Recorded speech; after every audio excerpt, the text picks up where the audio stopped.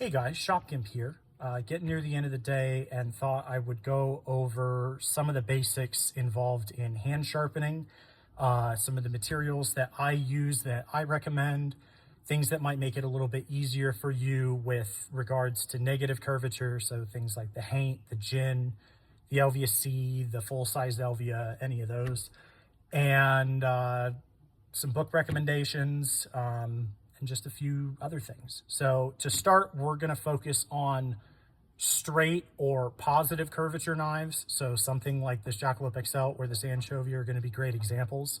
And then I'm gonna do another video going over negative curvature. So curved anchovy, Elvia C, gin, full-sized Elvia, haints, all of those are going to incorporate negative curvature that can be a little bit tricky to sharpen, but hopefully this will clear some of that up. So to start, we'll go over some of the materials that I personally use in my kit that I will sometimes travel with if I'm going to be gone for a long time and I know I'm not going to have access to a belt grinder, or if I know I'm going to be stopping at a family or friend's house and their kitchen knives are dull, because that's one of my pet peeves is dull knives. So to start, one of the more inexpensive kind of jack of all trades tools that I use are going to be these stones from Baryonyx Knife Company. Baryonyx, if they're on Instagram, we'll tag them. I don't know if they are. If not, we'll put a link so you could get access to these full-size stones. And one of my favorite things that I always travel with and always have on me are these tiny little ones from Angler. So he worked with Baryonyx to have these full-size stones basically cut down. And first off, this is going to be enough stone to do everything that you need. It's just going to be a tiny bit more time intensive. But when you look at the trade-off of carrying this big old boy here compared to this little guy here, more often than not, I keep a set of these in my car or in my backpack, and these are going to be legal across the world. It doesn't matter where you're flying to, where you're driving to, you can always have a good sharpening stone on hand. And these are some of my favorites. If you're in a situation, so the pink ones are roughly going to be about, if I'm remembering correctly, about a 180 to 200 grit, and I could be wrong, but about 180 to 200 grit is going to cover most of your medium sharpening and your basic edge refinement and stuff like that.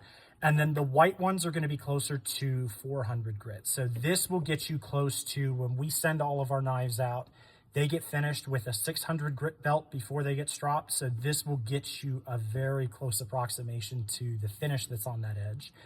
And if I'm in a situation where I either have a broken tip or I have a really messed up edge, like I took a big chip out of it, I took, there's some severe rolling or something like that. This is one of the oval cubic boron, I believe, diamond. Well, it's not diamond, it's cubic boron. But these rods come from Spyderco, and they're not super expensive, but these are very rough. I think when these are new, they're probably sitting closer to about an 80 grit. And that's just going to be something that you can hog away on your edges and really remove a lot of material if need be. So if you're like me and occasionally end up beating on a knife, or when we do some pretty abusive tests and sometimes you roll an edge or something like that, this will bring you back really quick. It's going to leave a super coarse edge. And then once I'm done with setting my edge using these stones, I usually will finish out with something like a ceramic. And again, these are really like ultra fine ceramic stones from Spyderco. The majority of the time I'm going to be using either this little teardrop or heart shape, if you're counting the fishhook groove shaped stone, to do most of my stuff, just because I have this round portion I can do my recurves. I have this flat that I can do my flat. This is kind of my baby out of that whole set. But they're going to give you a round one, a triangle one, and a square one. If you plan on investing a little bit into home sharpening systems, these are great because you can use them on fish hooks, scissors, knives, what have you. They're really just kind of good, versatile pieces of kit.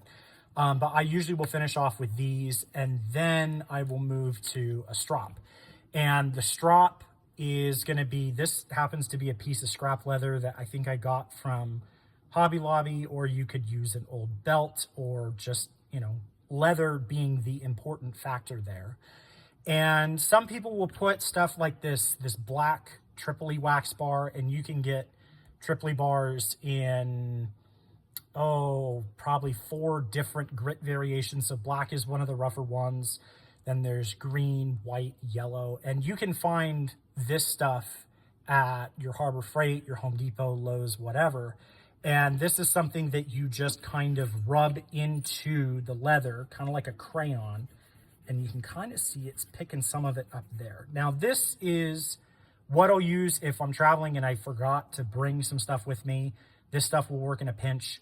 Regular leather will work just fine too, but this will just kind of speed things up. What I use when I'm sharpening on the machines and when we strop out with leather is this Tormek paste. And this paste is, if I'm remembering correctly, about a 3,000 grit approximation. So it's still abrasive, but it's very, very fine. And that gets applied to this, and I think I put it on both sides here. But this is usually what I'll finish out with. And then really for travel, what I had been carrying until I discovered these fantastic little dudes here was I had taken one of our Sneak Reaper Industries soap dishes, and Baryonyx makes this stone here as well. So this guy was slightly older variation, and you can see it's not perfect, but this is able to do the majority of like the recurve edges and things like that.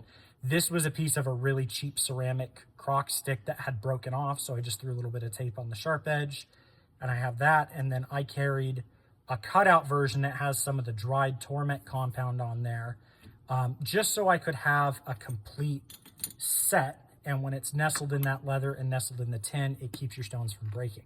So that's going to be a basic overview of the materials that I use. Next video is going to be on straight edges, and then we'll do a video on curved edges after that. All right, everyone, welcome back. This is going to be part 2 of 3 on how to sharpen, more specifically sharpening at home or when you're on the go. And this section, we're going to be talking about straight or positive curvature edges. So there's not going to be any hooking or anything like that, like you see on this LVC. And the same is going to apply to things like the anchovy, the chiclet razors that we do, the little straight turner razors, or if you have one of our folding razors or one of our Talaxes, that's going to be similar concept. So the first thing that I like to do, whether it's one of our knives or one of the other knives out there, and I should preface this by saying the majority of the edges on normal knives that we do, they're going to be sitting at around a 19 to 20 degree per side angle, so between 38 and 40 degrees total. And the reason we did that is through our testing and through some customer feedback, that angle seemed to provide the best durability over time. So you could obviously go with a way thinner angle that's going to cut better, but over time, especially if you're a little bit rough on knives like I am, it's just not going to hold up quite as well as something that's a little bit steeper. So 19 to 20 degrees for most of what we do. On something like the Gin or the Audibata or our Tomahawks, this back edge, just for a little bit of rigidity, we steepen that to, I want to say it's around 21 to 22 degrees per side, sometimes a little bit steeper, it just depends. To start on straight edges, if you don't know your exact angle or you're not some kind of wizard that has telemetry set up in your brain to where you can calculate an angle, a Sharpie is going to be your best way to figure out what your angle is. And so the Sharpie is going to get thrown on here and here. And now what we're going to do is we are going to take our stone of preference, and usually I will favor, if I kind of have an idea of where that angle is, I will favor going finer first, then steeper. Because if you start off steep, it's a lot harder to bring that angle back. But what we're going to do is we are going to use the flat side of these little angler stones, and we are just going to kind of give this a couple passes right here. And this is not removing a ton of material just because this knife is still pretty sharp. I'm not going to start with something rougher, but we are just going to file. And I like to go from the tip on some knives back. On other knives, I like to go from the heel forward. It doesn't matter which way you go. And honestly, for the most part, it's not going to matter too much if you're going away from your edge or towards your edge. If you go away from your edge, you'll get a slightly longer burr on the back side of the edge, and I'll explain what that is in a minute. And if you pull towards you, you'll get a shorter burr.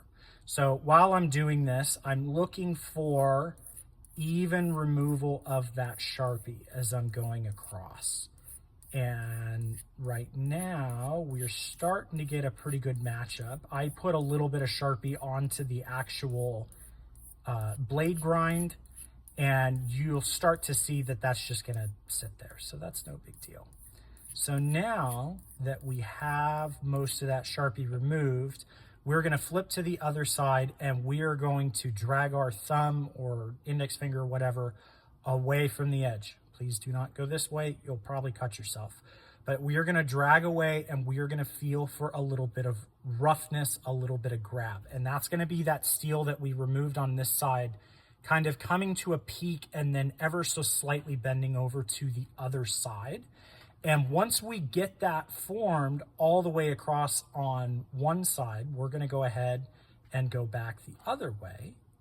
And same thing, we're gonna take our stone. And now, because I'm left-handed and we worked from tip down this way, we're gonna kind of follow that same angle with our stone, or we can go this way, and we'll start from here, and we are just gonna start matching that as we go.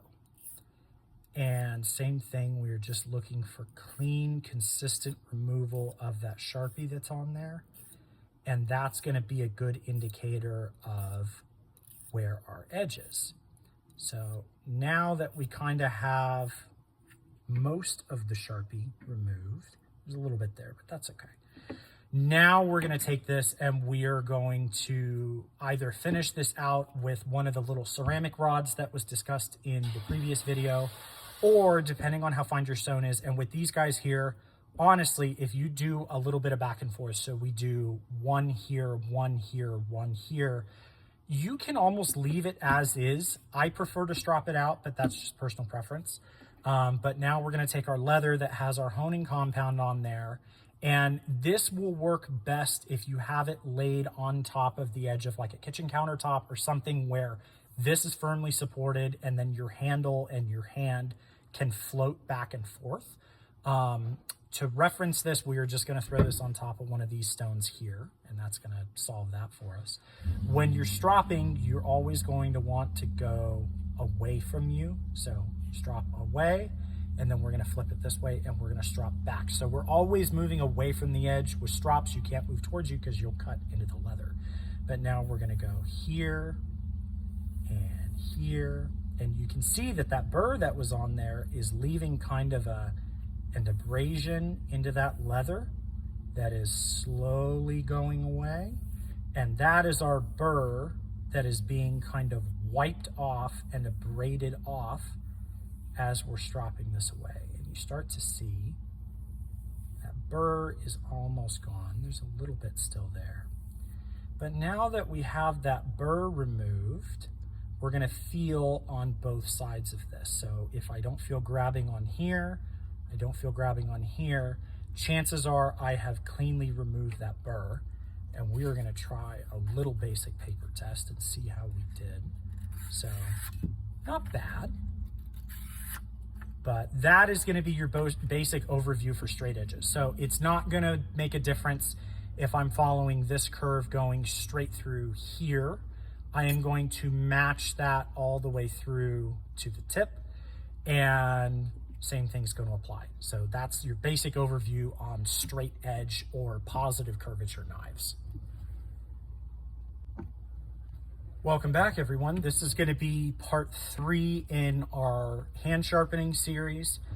We might actually do some subsequent ones if we come up with anything. Maybe I'll do a video on serrations.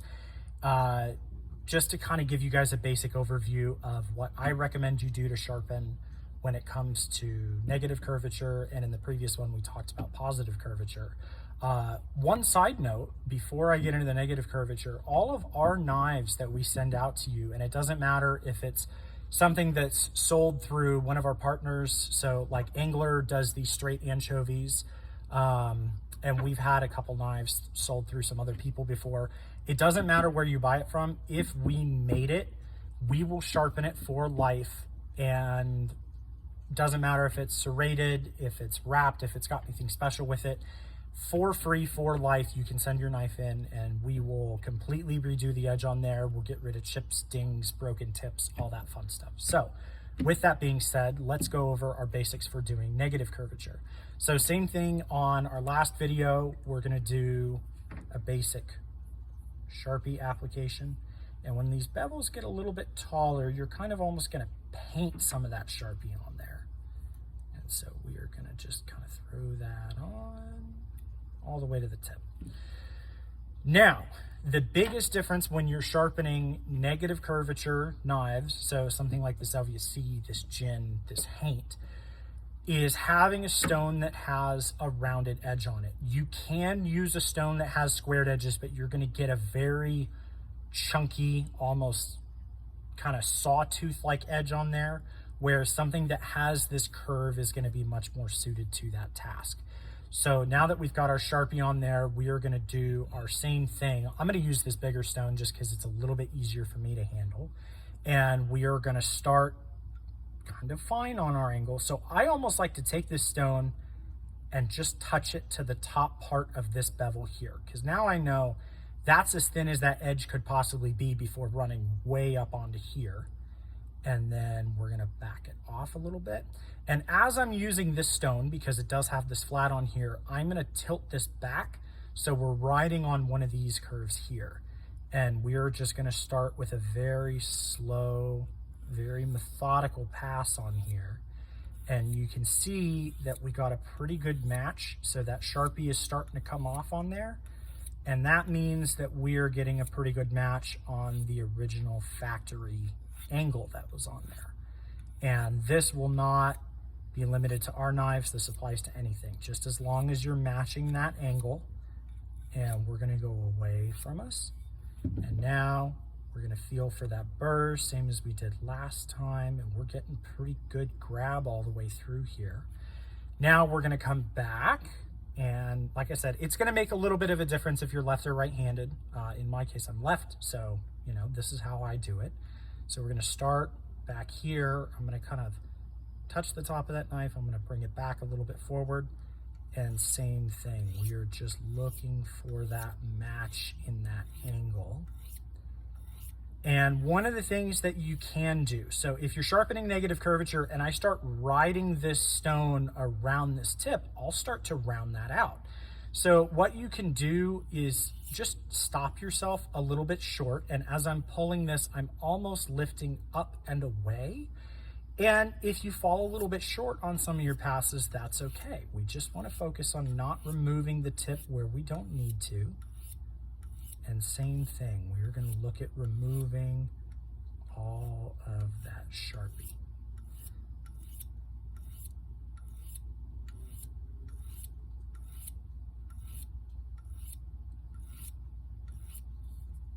So now that we have that mostly removed on both sides, we're going to feel back on this side, and we've got a solid burr. So if you didn't watch the previous video, the burr is basically when these two edges are meeting and we're applying an abrasive to one side, it's going to grind that metal almost so it's going to grind it away. We're removing material. And then that extra little bit where those edges are perfectly meeting, that burr is just kind of those little flakes that are hanging off to this side. And that means that we have kind of perfected that apex where we want it.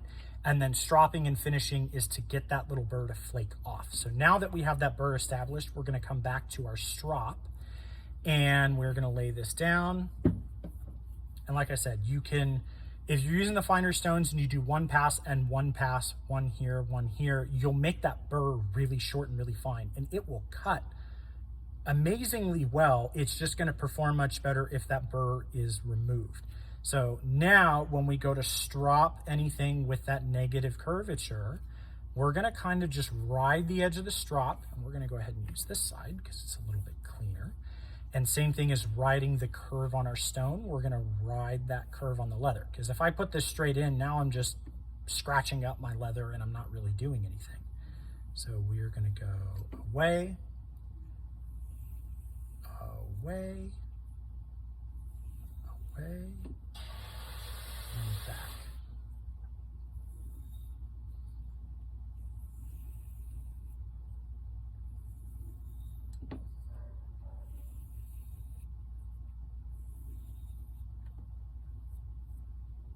This burr is still a little bit here on this side. And if you notice your burr is a little bit more prominent on one side more so than the other, you can spend more time kind of stropping that away or grinding it away. And you can see my burr is so aggressive, it's actually kind of chewing up my leather a little bit. So what we're gonna do, because that burr is so aggressive, is we are gonna grab our ceramic stone. And this is just gonna save our leather from getting chewed up, but same thing, we're gonna match our angle from where it was. And this really only needs, maybe that was 2 passes, and that's more than enough to accomplish our goal. We're gonna go 1 more pass on this side. And that's why it's nice to have these ceramic stones. If you go a little bit too aggressive with any of the stones, this kind of will even that out, give it a nice fine finish, and then same thing. We're gonna finish out with this leather here.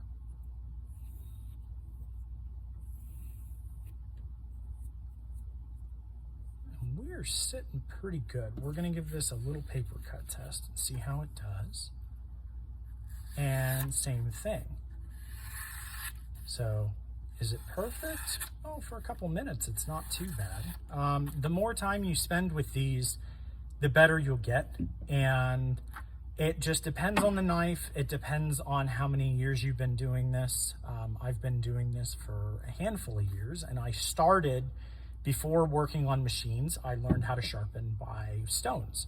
So this is a really good foundation, regardless of your skill level, where you come from, what you do. Knowing how to sharpen with stones by hand is probably one of the bigger life skills that someone can possess, in my opinion.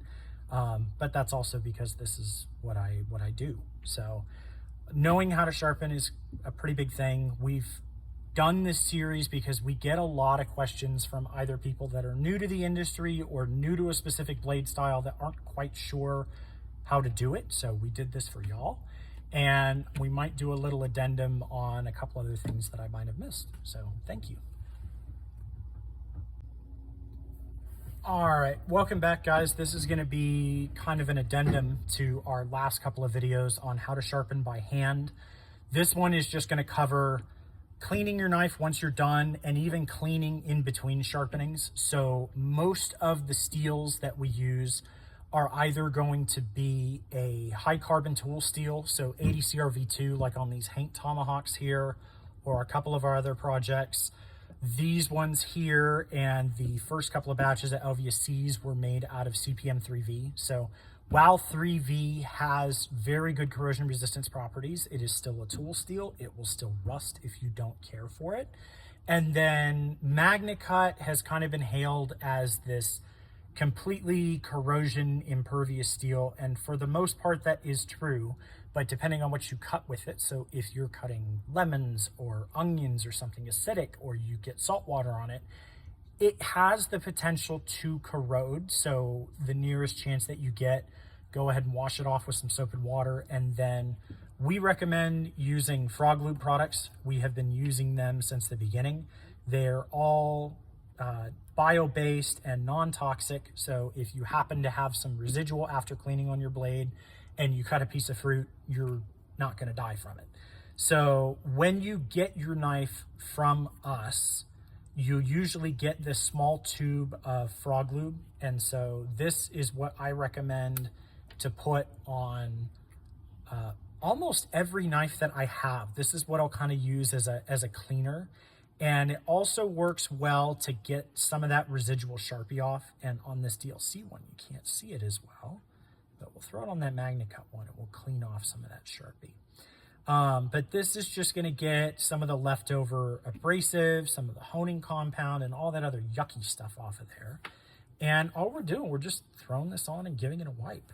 So this is going to kind of clean almost everything up. And look at that. That took off all of our Sharpie that we had on there. So now our knife is all nice and clean.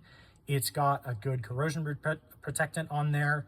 This, I don't know if Frog Lube still makes this or not. I bought this bottle years ago. Frog Lube Extreme was just a thinner, waterier version of this. The paste I really like, because if I'm going to store knives long term, especially if I know that they have the potential to rust, I will throw a fat layer of that, especially on the edge, because on DLC knives, we're not worried about corrosion here. We're just worried about it on the edge, and that's a really good protectant. Now, one of the biggest recommendations that I can make when it comes to hand sharpening is a book that I picked up a few years back, and I want to say it was Tracker Dan who turned me on to that. So Tracker Dan, we use most of his clips on almost every knife that we sell. He's been making knives for very many years. He's a good dude, and he turned me on to this book some years back, and this should still be able to be found on Amazon. That's where I bought mine.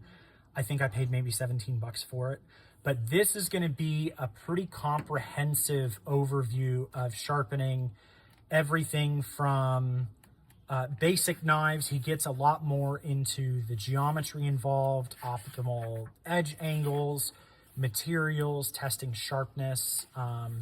He just goes into great detail on sharpening. And so if you want to learn more, if you're a nerd like me and you love to pore over this stuff, I can't recommend this book enough. It is just a fantastic wealth of information, and they should still be available on Amazon. Thanks for tuning in with us, and this has been your basic overview on how to hand sharpen.